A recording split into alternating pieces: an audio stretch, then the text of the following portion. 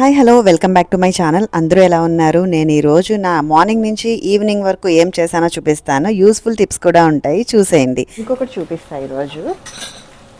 ఇదొకటి ఇలా గరిటెలు పెట్టుకోవడానికి చాలా వీలుగా ఉంటుంది. ఇది అయితే నేను వాల్మార్ట్లో తీసుకున్నట్టు గుర్తు.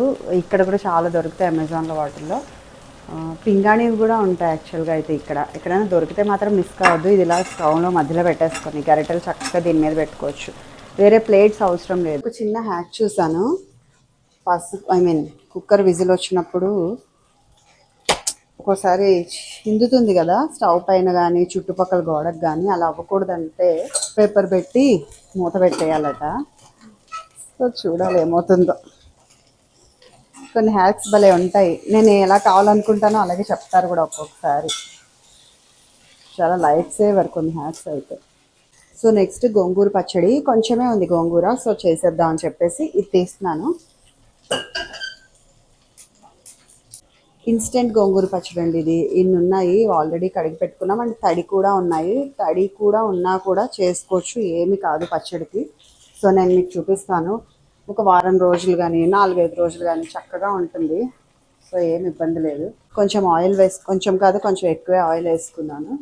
పచ్చడికి ఫస్ట్ వేయాల్సింది ఏంటి, ఎండుమిర్చి. మనకి ఉన్న ఆకులు సైజు బట్టి, గోంగూర సైజు బట్టి అయితే ఇన్ని వేసాను. వీలుంటే ఈరోజు రోట్లో నూరుకుందాము. కొంచెం ధనియాలు, ఎందుకంటే ఆకులు మగ్గాక చాలా తక్కువైపోతాయి. సో చూసినప్పుడు ఇన్ని ఆకులు ఉన్నాయి కదా అని ఇంతంత పోపు వేయక్కర్లేదు. అన్ని ఆకులు మగ్గాక ఇంత అవుతుంది కాబట్టి దానికి తగ్గట్టే పోపు వేసుకోండి. నేనేమి పెద్ద ఎక్స్పర్ట్ ఏం కాదు కానీ ఎక్స్పీరియన్స్తో చెప్తున్నాను. అన్ని ధనియాలు వేసాను కదా, ఇంకొంచెం ధనియాల మీద కొంచెం తగ్గించి జీలకర్ర అండ్ మెంతులు వేద్దాము. పచ్చళ్ళకి కొంచెం ఇది మ్యాండేటరీ థింగ్ లాగా. మెంతులు, జీలకర్ర మీద తక్కువ మెంతులు అనమాట. సో అన్నిటికంటే ఎక్కువ ఎండుమిర్చి, తర్వాత ధనియాలు, దానికంటే తక్కువ జీలకర్ర, దానికంటే తక్కువ మెంతులు అండ్ ఇంగువ. దొండకాయ ఫ్రై లాంటివి. ఇప్పుడు మొన్న నేను చెప్పాను కదా బంగాళదుంప ముద్దయిపోతుంది వీటిలో అని. ఎందుకు అవుతుంది నాకంటే, నేను ఇక్కడ చెప్తా. కొంచెం ఇక్కడ లైటింగ్ బాగా వస్తుంది. ఫ్రై ఎందుకు రాదు అని చెప్పానంటే, మా ఇంట్లో కొంచెం ఎక్కువ క్వాంటిటీ చేసుకునేదాన్ని. అలా అయితే కనుక ఎక్కువ ఆలు వేసేసినప్పుడు మూకుళ్ళో ముద్దయిపోతాయి. అదే కొంచెం ఒక 4 బంగాళదుంపలు వేయించుకుంటే అవేమీ ముద్ద కాదు. సో యాక్చువల్గా అక్కడ కొంచెం నేను మర్చిపోయాను ఈ విషయం చెప్పడం. సో ఐరన్ దాంట్లో కూడా ఆలు ఫ్రై చేసుకోవచ్చు. మరీ ఎక్కువైతేనే నాన్ స్టిక్లో చేస్తాను అనమాట. చక్కగా పరిచేసుకుని వాటిని వదిలేస్తే క్రిస్పీగా వస్తాయి. ఐరన్ దాంట్లో కూడా తక్కువ క్వాంటిటీ అయితే అలాగే వస్తాయి. నేను ఈ వీడియో ఎడిట్ చేసేటప్పుడే ఆ రోజే ఆలూ ఫ్రై చేశాను ఇనుప మూకుల్లో. సో చాలా బాగా వచ్చింది. సో చూపిద్దాం అని చెప్పేసి మీకు కూడా చూపిస్తున్నాను. ఎందుకంటే ఇందులో సరిగా రాదనుకున్నాను. సో వస్తుంది. నేను బేసిక్గా పచ్చళ్ళు ఎలా చేస్తాను అంటే, రోటి పచ్చళ్ళు కూడా అప్పట్లో లాగా దంచుకునే రోళ్ళు కాదు కదా, ఇప్పుడు వేరే రకంగా సింపుల్గా వస్తున్నాయి. సింప్లిఫై అయిపోయాయి ఇవి. సో అందుకని మనం కూడా కొంచెం దాన్ని మాడిఫై చేసుకోవాల్సి వస్తుంది మన పద్ధతిని. ఎందుకంటే ఇక్కడ పోపు అది ఉంటుంది కదా, దాన్ని మాత్రం మిక్సీ జార్లో వేసుకుంటాను. నేను ఆ పోపు మిక్సీలోకి తీసేసుకొని నేను ఆ పోపులో ఉన్న ఆయిల్లోనే గోంగూర వేసుకున్నాను అనమాట. ఈ రోల్ యాక్చువల్గా హంపీకి వెళ్ళేటప్పుడు దారిలో కనబడితే తీసుకున్నాను. మంచి మంచి మోడల్స్ దొరుకుతాయి దారిలో, చాలా హెవీగా ఉంటుంది అది. నాకు తెలిసి అదొక 500-600 అలా పడిందండి. సో అందులోకే నేను బాగా మగ్గించుకున్న గోంగూర వేశాను. యాక్చువల్గా అయితే దీన్ని ఇలాగే పోపులో కలిపేసుకోవచ్చు, మిక్సీ చేసుకున్న పోపులో. కానీ నేను కొంచెం దంచుకుంటాను అనమాట. మరీ ఎక్కువ ఆకులుగా ఉన్నా బాగోదు, అలాగని మిక్సీలో మొత్తం గోంగూర వేసి పేస్ట్ చేసేసుకున్నా కూడా బాగోదు. కొంచెం సరిసమానంగా ఉండాలంటారు కదా, అలా ఉంటే బాగుంటుంది గోంగూర పచ్చడి టెక్స్చర్. మొత్తం పేస్ట్ అయిపోతే నాకు ఎందుకో గోరింటాకులా అనిపిస్తుంది. అలాగనే ఆకులా ఉంటే పోపులో సరిగా కలవదు అనిపిస్తుంది. గోంగూర పచ్చడి నేను చాలా కాన్ఫిడెంట్గా చేయగలనండి. అన్ని పచ్చళ్ళు నాకు సరిగా రావు, కానీ గోంగూర పచ్చడి కొన్ని పచ్చళ్ళు బాగా వచ్చు అనమాట. మెయిన్గా నాకు నా పచ్చళ్ళకి ఉంటారు కదా ఫ్యాన్స్, నా ఫ్రెండ్స్ కానీ కొంతమంది. సో వాళ్ళు కూడా చెప్తారని నాకు కూడా నాదే నచ్చుతుంది. అందుకే నేను మీకు ఇంత డీటెయిల్గా ఎక్స్ప్లెయిన్ చేస్తున్నాను. ఆ పోపు మిక్సీలో వేసుకునేటప్పుడే పచ్చి వెల్లుల్లి కూడా వేసుకొని మిక్సీ చేసేసుకున్నాను అనమాట. మీకు కావాలి అంటే ఉల్లిపాయ ముక్కలు ఉంటాయి కదా, అవి కూడా ముక్కలుగా కోసుకొని ఈ దంచేటప్పుడే ఊరికే దంచేసుకోండి. ఊరికే కచ్చా పచ్చాగా అలా మిక్స్ అయిపోతుంది, ఆ ఫ్లేవర్ కొంచెం దిగుతుంది అంతే. అలాగని ఉల్లిపాయలు ఏమి పేస్ట్ అయిపోవు, చక్కగా అక్కడక్కడ తగులుతున్నట్టుంటాయి. లేదా ఆవకాయలోకి తిన్నట్టు పక్కన విడిగా కోసుకొని కూడా తినొచ్చు. సో పోపు ఒకటి ఇలా మిక్సీలో గ్రైండ్ చేసుకుని విడిగా కూరలు ఏమైనా పచ్చళ్ళు చేసుకున్నప్పుడు ఆ కూరగాయ ముక్కలు కానీ ఇలా ఆకుకూరలు కానీ ఇలా గ్రైండ్ చేసుకుంటే రోట్లో ఆ ఫ్లేవర్ కొంచెం డిఫరెంట్గా ఉంటుంది. కంప్లీట్గా మిక్సీలో వేసినట్టు కాదు, కంప్లీట్గా రోట్లో దంచేసుకున్నట్టు కాదు. అట్లీస్ట్ కొంచెం వరకైనా మ్యాచ్ అవ్వగలం అనమాట ఆ టేస్ట్. ఎండుమిర్చి అవి చాలాసార్లు ట్రై చేశానండి నేను. ఈవెన్ పచ్చిమిర్చి కూడా ఇలా ఇందులో ఈ రోలు మోడల్లో దంచుతుంటే ఏమవుతుందంటే మొత్తం నలగట్లేదు అనమాట. పౌడర్గా అవ్వవు, అవి ముక్కలు ముక్కలుగా ఉండిపోతాయి. సో తినేటప్పుడు అస్సలు ఫ్లేవర్స్ అన్ని కలవక అంత బాగా ఉండట్లేదు. సో దీన్ని ఇందులోకి తీసుకున్నాను. చూడండి కొంచెం ఆ టెక్స్చర్ ఎంత బాగుంటుందో. సగం సగం ఆకులా ఉంటాయి, అలాగని మొత్తం గ్రైండ్ అయిపోద్దు. దీన్ని కావాలంటే పైన మళ్ళీ పోపు వేసుకోవచ్చు. నేనైతే ఇలాగే ఉంచేస్తున్నాను. ఆ గోంగూర ఫ్లేవర్కి అనవసరంగా పోపులు అడ్డొచ్చి డిస్టర్బ్ చేయడం ఇష్టం లేదు. సో అందుకే అలాగే ఉంచేసి పచ్చి వెల్లుల్లి కావాలంటే వేసుకోవచ్చు. టేస్ట్ చూస్తున్నాను, ఎగ్జాక్ట్గా అన్నీ సరిపోయాయి. సో దాన్ని తీసుకొని పక్కన పెట్టేసుకుంటున్నాను. నెక్స్ట్ దొండకాయ ఫ్రై అయిపోతుంది. అక్కడ జస్ట్ ఉప్పు కారం కరివేపాకు వేసుకుని దించేసుకోవడమే. అక్కడ గోంగూర ఫ్రై చేసిన ఆయిల్లో నేను ఇప్పుడు చింత చిగురు ఉంది కదా, దాన్ని మా అత్తగారు బాగా చేశారనమాట. నలిపి పెడతారు. యాక్చువల్గా అయితే ఈ ప్రాసెస్ నాకు సరిగా తెలీదు, బట్ నలిపేస్తారు మొత్తం పుల్లలు అవన్నీ పోవడానికి. ఆ నలిపేసింది కడిగేసుకుని దాన్ని మూకుల్లో ఆయిల్, ఆవాలు, జీలకర్ర, ఇంగువ, పచ్చిమిర్చి, కరివేపాకు, ఎండుమిర్చి ఇంకా అన్నీ వేసుకుని అందులోనే ఒక చిన్న టిప్ ఏంటంటే కొంచెంగా మెంతి పొడి కూడా వేసుకుంటే చాలా మంచి ఫ్లేవర్ కమ్మగా ఉంటుందన్నమాట పప్పుల్లోకి. ఇలా పోపు వేసుకున్నప్పుడే వేసేసుకుంటే బాగుంటుంది. స్మెల్ కూడా చాలా బాగా వస్తుంది. ట్రై చేయండి ఈసారి. నిన్న అగ్రోమ్యాక్లో చెప్పాను కదా నా దగ్గర 3 సెట్ ఉందనేసి. అందులో ఇది పెద్ద సైజ్ అనమాట. ఇందులో రైస్ డైరెక్ట్గా కూడా పెట్టేసుకోవచ్చు. ఒక్కో ఐటమ్ అయిపోయినప్పుడల్లా దాన్ని వేరే గిన్నెలోకి తీసేసుకుని చుట్టుపక్కల క్లీన్ చేసేసుకుంటూ ఉంటే చాలా వరకు బర్డెన్ తగ్గిపోతుందండి. ఇలా చిక్కబడిపోయిన తర్వాత ఆపేసుకుంటే టెక్స్చర్ చాలా బాగుంటుంది అనమాట పప్పుది. చూడండి అలా ఉడుకుతూ ఉన్నప్పుడే ఆపేసుకోండి.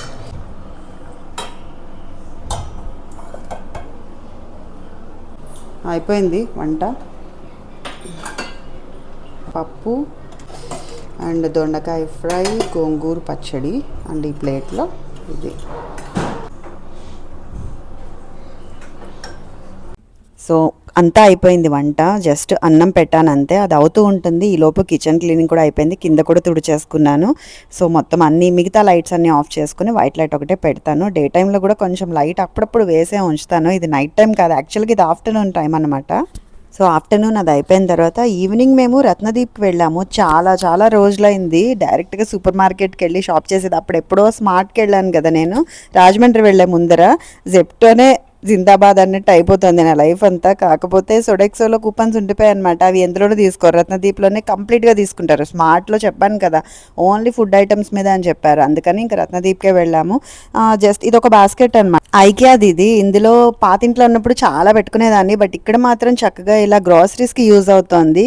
కిచెన్లో లాంగ్ యూనిట్లో కింద లాస్ట్ ర్యాక్ ఉంటుంది కదా, అందులో మొత్తము అంటే ఎక్స్ట్రా ఉన్న గ్రాసరీస్ అన్ని అందులో పెట్టేస్తున్నాను. ఫస్ట్ సెగ్రిగేట్ చేసేసుకుంటే డబ్బాల్లో పోసేవి, ఫ్రిడ్జ్లో పెట్టుకునేవి, బయట వాష్ ఏరియాలో పెట్టుకునేవి, ఎక్స్ట్రా ఉన్నవన్నీ ఇందులో వేసుకుంటే సరిపోతుంది. అలా సెగ్రిగేట్ చేసుకున్నప్పుడు సర్దుకోవడం చాలా ఈజీగా ఉంటుంది. ఈ డే ఇలా కొంచెం ఒక గంట కష్టపడితే నెక్స్ట్ డే నుంచి హ్యాపీగా ఈజీగా ఉంటుంది కిచెన్ది. నేను యాక్చువల్గా అయితే చాలా ప్లాన్స్ ఉన్నాయండి నాకు వీడియోస్ చేయడంలో, బట్ ఏంటి అంటే నాకే కొన్ని క్వశ్చన్ మార్క్స్ ఉండడం వల్ల కంప్లీట్గా చేయగలనా లేదా అని ఆగిపోతున్నాను. మీరు కొంచెం కామెంట్ సెక్షన్లో చెప్పండి నాకు ఓకేనా కాదా ఇలాంటి వీడియోస్ అని. మీల్ ప్రెప్ అని అవి చేస్తూ ఉంటారు కదా, బట్ యాక్చువల్గా అయితే నేనైతే చేసుకోను. బట్ మీకోసం చేద్దామని అనుకున్నా కూడా నాకు అందులో కొన్ని ప్రోస్ కాన్స్ కనబడుతూ ఉంటాయి అనమాట. అంటే ప్లస్లు మైనస్లు కనబడతాయి. నాకు అది కొన్ని లైన్స్లో అయిపోతుంది. మీల్ ప్రెప్ ఈజీగా ఎలా చేసుకోవాలి అని నాకు అనిపిస్తుంది. ఏంటి అంటే ఇలా సరుకులు తెచ్చుకోగానే ఏ డబ్బాలో ఆ డబ్బాలో పోసేసుకొని మనకి వీలుగా కిచెన్లో ఐటమ్స్ ఆర్గనైజ్ చేసుకొని కొన్ని చిన్న యూస్ఫుల్ ఐటమ్స్ కిచెన్లో యాడ్ చేసుకుంటే అండ్ వెజిటబుల్స్ నెక్స్ట్ డేకి ఏం కావాలో ముందు రోజు కట్ చేసుకొని పెట్టుకోవడం అలాంటివి కూడా చేసుకుంటే నెక్స్ట్ డే అనేది చాలా ఈజీగా అయిపోతుంది. దానికోసం వారమంతా వీక్లీ మీల్ ప్రెప్ అనేది ఎందుకో నాకు అంత ఎంకరేజింగ్గా అనిపించదు. ఎందుకంటే నేను యాక్చువల్గా వీడియో షూట్ చేశాను, ఎగ్జాక్ట్గా కొన్ని ఆలూలు ఉడకబెట్టుకున్నాను, పాలకూర ప్యూరీ చేసుకున్నాను, రకరకాలుగా చేసుకున్నాను. ఆనియన్స్ ఫ్రంట్ బ్యాక్ కట్ చేసి మొత్తం అంటే పైన లేయర్ తీసేసి ఫ్రిడ్జ్లో పెట్టుకున్నాను. అంతగా నాకైతే యూస్ఫుల్ అని అనిపించలేదు. ఎందుకంటే ఆలు అన్నిసార్లు వాడలేదో మిగిలిపోయాయి, లేదంటే ఉన్నాయి కదా అని అవే బలవంతంగా వండుకోవాల్సి వచ్చేది. ఇలా బలవంతపు మీల్ ప్రెప్ ఎందుకురా బాబు, అప్పటికప్పుడు అయితే కావాలంటే డైలీ ఒక పావు గంట ముందరలేస్తే కూడా చాలా ఈజీగా ఫ్రెష్గా అయిపోతుంది కదా. ఆ రోజుకి ఆ రోజు ఫ్రిడ్జ్లో ఎన్నెన్ని తోస్తాం చెప్పండి, ఉడకబెట్టుకున్నవి ప్యూరీలు చేసుకున్నవి. అంత అవసరం లేదని అనిపించింది. అలాగని నేను ఆ వీడియోస్ని డిస్కరేజ్ చేస్తానని కాదు, అవి యూస్ఫుల్ అయ్యేవాళ్ళు నాకు తెలిసి కొంచెం వర్కింగ్ ఉమెన్కి వాళ్ళకి చాలా యూస్ఫుల్ అవ్వచ్చు. వీటిల్లోనే ఇంకా సింపుల్గా అయిపోవాలంటే గ్రోసరీస్ నీట్గా సర్దేసుకోవచ్చు, కిచెన్లో ఐటమ్స్ మనకి అవైలబుల్గా వీలుగా ఉండేలాగా పెట్టుకోవచ్చు, వెజిటబుల్స్ కట్ చేసుకుని పెట్టేసుకోవచ్చు, లీఫీ వెజిటబుల్స్ అన్నీ రెడీగా పెట్టుకుంటే కనుక అప్పుడు కూడా వంట చేసుకోవడం ఈజీ. అంటే ఉడకబెట్టుకునేవి అలాంటి వాటికి కొంచెం నాకు ఎందుకో యాంటీ అనిపిస్తుంది. సో నేను ఇప్పుడే చాలా రోజుల తర్వాత వాష్ ఏరియాలో ఈ బాస్కెట్ సర్దుతున్నాను. మ్యాక్సిమం మా మెయిడ్ తీస్తూ ఉంటుంది వాటిని. సో యాక్చువల్గా నేను చూసుకోకుండా అనవసరంగా గార్బేజ్ బ్యాగ్స్ చాలా ఉన్నా కూడా ఎక్స్ట్రా తీసుకొచ్చేసాను. ఈసారి ఎక్స్ట్రా ప్రోడక్ట్ అంటే అదొక్కటే తెచ్చానండి. ఇది వరకైతే ఎన్ని వేస్ట్ ప్రోడక్ట్స్ తెచ్చేవాళ్ళమో సూపర్ మార్కెట్స్కి ఎవ్రీ మంత్ వెళ్ళేటప్పుడు అయితే. అందుకే చాలా వరకు నేను ఆపేసాను అనమాట. వేస్ట్గా డబల్ తెచ్చేసుకోవడం, అవేమో ఉండిపోవడము, సో అలా అయిపోతూ ఉండేది. ఇంకొకటి ఏంటి అంటే యూట్యూబర్గా నాకు చాలా కొత్తగా తెలుస్తున్న విషయాలు ఏంటంటే, మనము ఈ వీడియో హిట్ అవుతుంది అని చేస్తే ఆ వీడియో హిట్ అవ్వదు, ఇది ఎవ్వరు చూడరులే అని చేసేదే హిట్ అవుతుంది. నాకైతే బాగా అర్థమవుతుంది. కొన్ని వీడియోస్ అయితే బాగా క్లిక్ అవుతాయి అనుకుంటాను, మెయిన్గా షార్ట్స్లో అనమాట. అసలు నాకైతే చాలా ఆశ్చర్యం వేస్తుంది. అవి చూస్తారు అని పెడతాను, అమెజాన్ ప్రోడక్ట్స్ అలాంటివి అయితే ఎంత బాగా వ్యూస్ రావాలో వాటికి రావు, కొన్నిటికి మాత్రం అసలు ఎందుకు వస్తాయో తెలియకుండా వచ్చేస్తాయి. సో నాకు ఈ ఆల్గరిథం అర్థం చేసుకోవడానికి చాలా టైం పడుతుంది. ఒక్కటైతే అర్థం చేసుకున్నాను, చాలా చాలా పేషెన్స్ కావాలి యూట్యూబ్ వీడియోస్ కంటిన్యూ చేయాలంటే. ఒక్కొక్కసారి ఎందుకు ఇదంతా అనిపిస్తుంది, కానీ ఆ టైంలో ఒక్క సబ్స్క్రైబర్ పెరిగినా కూడా చాలా ఎంకరేజింగ్గా ఉంటుంది. అదే సబ్స్క్రైబర్స్కి ఉన్న వాల్యూ ఏమో అనిపిస్తుంది నాకైతే. ఒక్క కామెంట్, ఒక్క సబ్స్క్రిప్షన్ చాలా పుష్ ఇస్తుంది అనమాట నాకు ఇలాంటి టైంలో అయితే. అందుకే ఒక్కొక్కసారి గ్యాప్స్ వచ్చేస్తూ ఉంటాయి, ఎంకరేజింగ్గా అనిపించదు. ఒక్కొక్కసారి సబ్స్క్రైబ్ చేసుకోరు, చూస్తూ ఉంటారు వీడియోస్. సబ్స్క్రైబ్ చేసుకోవాల్సిన వాళ్ళు, ఎక్స్టర్నల్గా చూసేవాళ్ళు ఎక్కువ మంది ఉంటారనమాట. ఒక్కొక్కసారి నా సబ్స్క్రైబర్స్ కాకుండా వాళ్ళు ఒకసారి చేసుకోవచ్చు కదా సబ్స్క్రిప్షన్ అనిపిస్తుంది. కొత్తలో ఇలాగే టెంప్టేషన్స్ ఉంటాయి, బట్ తర్వాత ఇంకా అర్థమవుతుంది. నేర్చుకుంటూ ఉన్నాను. ఇంకా ఇందులో మా దాంట్లో కార్నివాల్ పెట్టారనమాట మా కమ్యూనిటీలో. సో అక్కడ బట్టలు, జ్యువెలరీ అన్నీ వస్తే ఒకసారి షూట్ చేసి మీకు చూపిస్తున్నాను. ఈవినింగ్ అయితే సరుకులు సర్దేసుకున్న తర్వాత కిందకి వెళ్ళి పిల్లలకి ఏం కావాలో అది కొనేసి ఒకసారి అంతా రౌండ్ తిరిగి షూట్ చేసుకొని ఇంటికి వచ్చేసాను. మీకు కనుక నా వీడియోస్ నచ్చితే లైక్ చేయండి, షేర్ చేయండి, సబ్స్క్రైబ్ చేసుకోవడం మాత్రం మర్చిపోవద్దు. మీరైతే డిస్కరేజ్ అవ్వరు నా వీడియోస్ వల్ల, ఎందుకు చేసుకున్నానా అనే ఫీలింగ్ అయితే రాదు, ఆ గ్యారంటీ అయితే నేను ఇస్తాను.